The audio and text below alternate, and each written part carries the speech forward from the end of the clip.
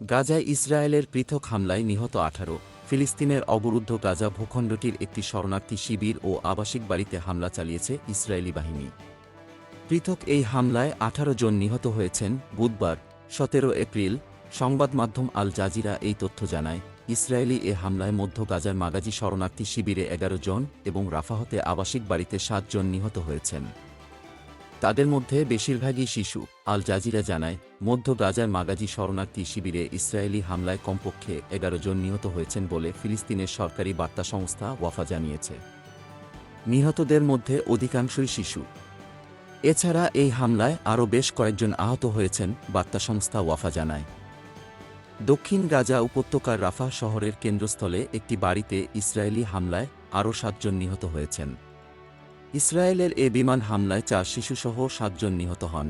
আল জাজিরার হানি মাহমুদ জানান, মাগাজি শরণার্থী শিবিরে মানুষের কাজ ও ব্যস্ততার সময়ে ইসরায়েল এই হামলাটি চালায়। হামলায় সেখানকার একটি খেলার মাঠও আক্রান্ত হয়, যেখানে প্রায়ই বাস্তুচ্যুত শিশুরা চলাচল করে। ইসরায়েলি এই হামলায় আহত কয়েকজন মানুষকে আল-আকসা শহীদ হাসপাতালে নিয়ে যাওয়া হয়েছে বলেও জানান তিনি। উল্লেখ্য, গত ৭ অক্টোবর ইসরায়েলে নজিরবিহীন হামলা চালায় হামাস।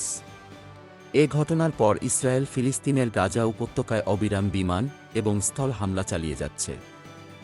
ইসরায়েলি এই হামলায় ফিলিস্তিনের শরণার্থী শিবির, মসজিদ, গির্জা, হাসপাতাল ও স্কুলসহ হাজার হাজার ভবন ক্ষতিগ্রস্ত বা ধ্বংস হয়ে গেছে। ফিলিস্তিনের গাজা ভূখণ্ডের স্বাস্থ্য মন্ত্রণালয়ের তথ্য অনুযায়ী, গাজায় ইসরায়েলের আক্রমণের ফলে এখন পর্যন্ত ৩৩,৮৪৩ জন নিহত হয়েছেন, যাদের বেশিরভাগই নারী ও শিশু। এছাড়া আহত হয়েছেন আরও ৭৬,৫৭৫ জন। ইসরায়েলি আগ্রাসনের কারণে প্রায় ২০ লাখেরও বেশি বাসিন্দা তাদের বাড়িঘর ছাড়তে বাধ্য হয়েছেন। Golam Mostafa, desk report, BE news, Dhaka.